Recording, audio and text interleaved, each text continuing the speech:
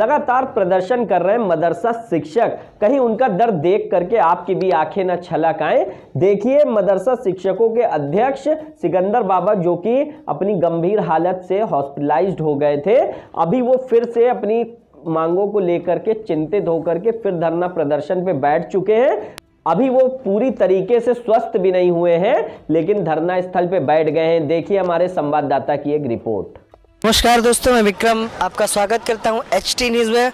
और जिस तरह से पिछले 22 दिनों से मदरसा शिक्षकों का धरना जारी है, उसी तरह से कल हमने दिखाया भी था कि किस तरह से जो नेतृत्व कर रहे थे सिकंदर बाबा, उनकी तबीयत काफ़ी ज़्यादा ख़राब हो गई थी, लेकिन फिर भी धरना कहीं विफल ना हो जाए इस वजह से आज वो सही नहीं हो पाए, लेकिन फिर भी धरने पे आ गए हैं।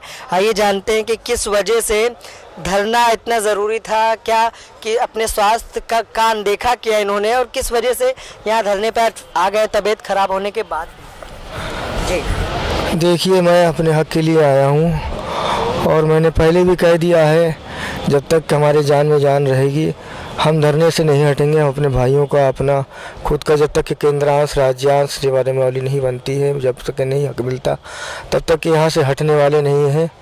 मैं बलरामपुर हॉस्पिटल में था और वहाँ से हमारा मन नहीं किया, कल बहुत ख़राब थी तबीयत, परसों रात से दिल नहीं किया, मैं भागता चला आया। हमारे कुछ साथी कुछ काम से गए थे तो हमको यहाँ से फ़ोन गया कि वो है नहीं, इसलिए मजबूर होकर हमें यहाँ आना था, क्योंकि धरने के जिम्मेदार थे वो नहीं आए। मौजूद थे कुछ लोग हैं, ये बहराइच के हैं, बनारस के लोग हैं, फैजाबाद से हैं। हमको सूचना मिली, हम यहाँ भागते हुए आए और हम जब धरना स्थल पे आए तो यहीं पे रहेंगे, हम अपना हक लेके जाएंगे भाई साहब, और जो भी पूछना हम बोल नहीं सकते। श्रीवास्तव जी से बात कर लीजिए।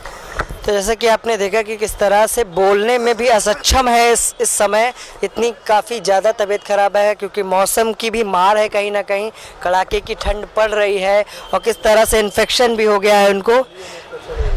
जैसा कि इनकी रिपोर्ट में आया कि इनकी अतड़ियों में इन्फेक्शन हो गया है, क्योंकि कुछ भी खाना पड़ रहा है यहाँ जीने के लिए, और ना खाने की यहाँ ठीक से व्यवस्था होती है, ना किसी तरह की ठंड से बचाव के लिए अलाव की व्यवस्था होती है। ये जानते हैं कि क्या मांग है, जैसा कि आप पिछले 22 दिनों से लगातार सुन रहे हैं, लेकिन प्रशासनिक अधिकारी और विभाग अभी तक इनकी बातें नहीं सुन पा रहा है। कहाँ से?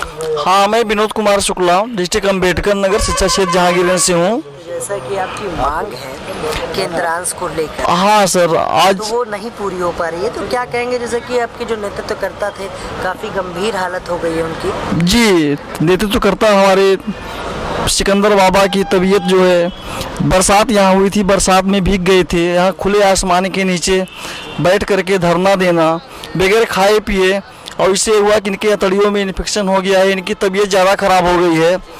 तो धरने को हम लोग संभाल रहे हैं।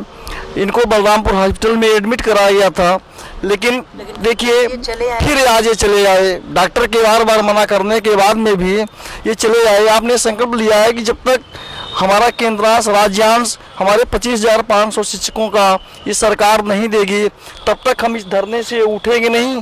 बेशक हम यहाँ कितनी भी नाजुक हालत में हो जाए, लेकिन तो जैसा कि देख रहे होंगे कि कितनी गंभीर हालत है जो इनके नेतृत्वकर्ता थे, और फिर भी धरना कहीं स्थगित ना हो जाए, इस वजह से हॉस्पिटल छोड़ के आज धरना स्थल पे वो फिर से लौट आए हैं। देखते हैं इनकी हालत में कब तक सुधार होगा और क्या कहना है लोगों का। कहाँ से? मेरा नाम अनीस अहमद है, मैं डिस्ट्रिक्ट बहराइच कस्बा नानपारा से बिलोंग करता हूँ। क्या कहेंगे अपनी मांगों को लेकर सरकार के बारे में? सरकार जब तक कि हम लोगों का राज्यांश और केंद्रांश जारी नहीं करता, जब तक कि हम लोगों का धरना इससे चलता रहेगा।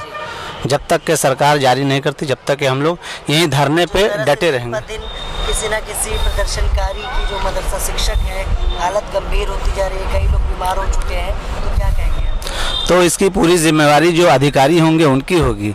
अगर हम लोग 22-23 दिन से आज बैठे हुए हैं, यहाँ भूखों मर रहे हैं, कोई भी अधिकारी यहाँ तक हम लोग से पूछने नहीं आए, तो इसकी जिम्मेवारी कौन लेगा? ये अधिकारी ही जिम्मेदार है। तो जैसा कि सरकारें बहुत आती हैं और बहुत सी सरकारें जाती हैं, लेकिन शायद कुछ ही सरकार ऐसी होती हैं जिनको अपनी मांग सुनाने में इतना काफ़ी लंबा समय लग जाता है। जैसे कि पिछले 22 दिनों से धरना जारी है, लेकिन अभी तक किसी तरह का कोई कार्रवाई, किसी तरह के केंद्रांश के बारे में इनके अल्पसंख्यक कल्याण विभाग की तरफ से कोई जानकारी नहीं हुई है। फिर भी इनका ये कहना है कि चाहे इनकी यहाँ से लाश क्यों न उठ जाए, ये तब तक धरना नहीं छोड़ने वाले जब तक इनका केंद्रांश जारी नहीं कर दिया जाता। तो देखते हैं केंद्र सरकार कहां तक इनकी मांगों पर ध्यान देती है। इसी के साथ मैं विक्रम आपसे इजाजत चाहूंगा। नमस्कार।